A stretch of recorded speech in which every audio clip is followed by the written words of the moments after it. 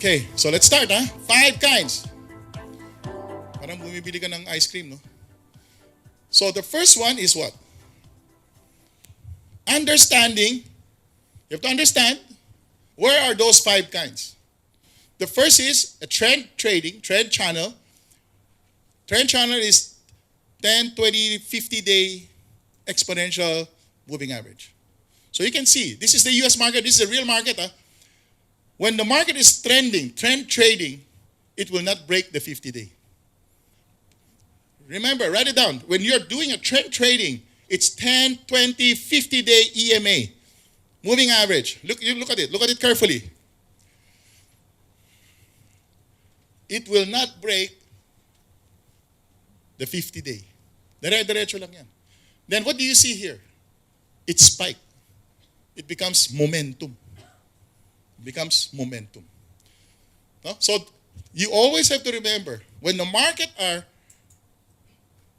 going for a buying climax, what does it happen? What normally happens after that? Market, ang mangyayari? Bumabalik. Huh? So after that, as long as it doesn't break the 200-day EMA, this is what we call the bounce play, the swing. There's no such thing, market goes this like this, and you say this is a bounce play. Hindi bounce play yan. Ang bounce play is a swing trading, wherein it's still at a major moving average, which is the 200-day. Okay? So just to correct everybody, whoever is teaching you how to do this trading, you need to understand, a bounce play is only when the major moving average is still on an uptrend. Okay? Pag break ng EMA or parabola on the top side here, and this becomes volatility because this is also like mean reversion. You see it? Because nagpaparabolic siya. Nagba-buying climax siya. Normally, after a buying climax, you have a big sell-off. Why? How come you have a big sell-off? Why? Bakit may big sell-off? Kasi parang nagka-capitulate. Ito, buying climax. Ito, selling climax. Alright? So it capitulates also. Right? Kasi, overbought na yan di ba? So, kunting volatility lang, pag bumabaksak, sino nagbebenta? Lahat ng mga nakabili ng mura, di ba? Here, nagmamadali magbenta, baka mawala yung kita. You get it?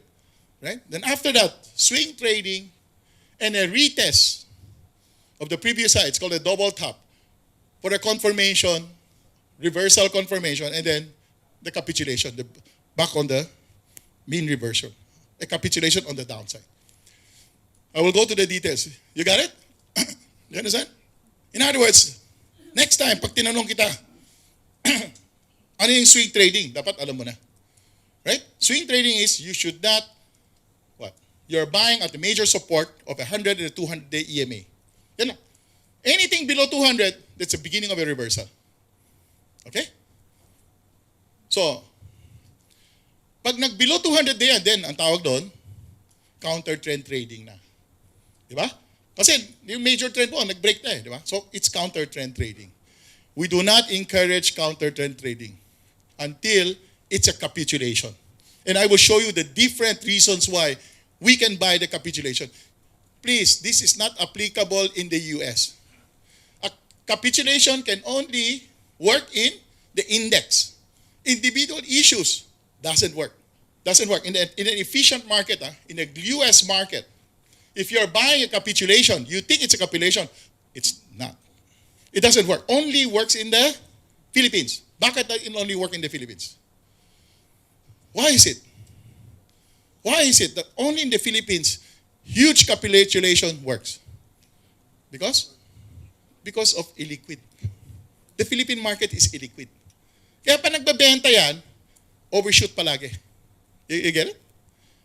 Emerging markets, Indonesia, Vietnam, basta all these emerging markets that are coming up because there is no liquidity. Di ba? While in the US, it can work on the index itself, but individual issues, it doesn't work. We tried it so many times. Yung mga matatalino namin traders sa CTS, capitulate na. Pagbili, kung nagka-capitulate pa. It doesn't work. And it doesn't work on what? on earnings that are battered. Meaning, pag pangit ang earnings mo, masking anong capitulate yan, tuloy-tuloy. What will it happen is that it will capitulate, it stops, goes sideways, akala ng tao na mura na, then new low. So, very important, please, huwag kayong maniwala. Pag nagtitrade ka, walang fundamentals. Di ba, sabi nila, chart lang yan, hindi na kailangan ng fundamentals yan. Ang dami ko narinig niyan. Totoo nga, because charts moves ahead of fundamentals. Right or wrong? Di ba?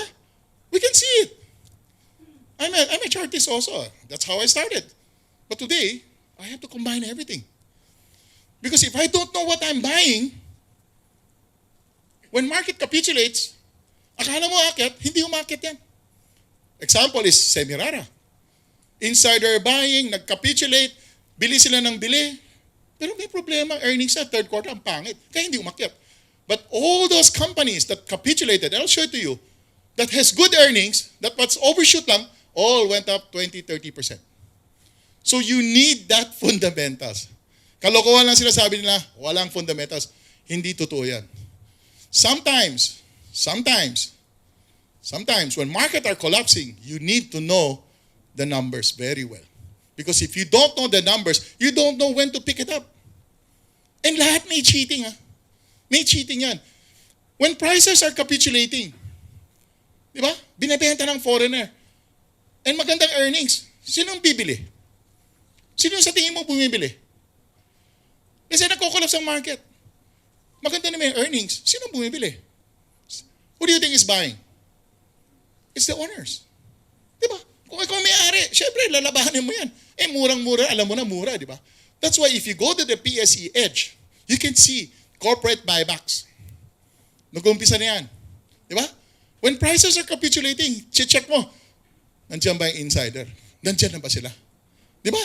Siyempre, kumpanya mo, murang-mura, hindi mo bibili. Siyempre, bibiliin ka. Mag-umpisa ka lang. Hinay-hinay lang. Di ba? Right? Because you don't know what's the bottom eh. Siyempre, hindi mo alam. Pero nandiyan na yan, corporate buyback na yan. Di ba? Right? Or insider buying. When I go to the capitulation, you can see that. All right? So there are 5 things you need to know. Know when it starts to trend, when it is on momentum, when it is on swing after the sell-off, when it is reversing, and when is the downtrend channel or capitulation coming. Okay? So let's start with trend channel.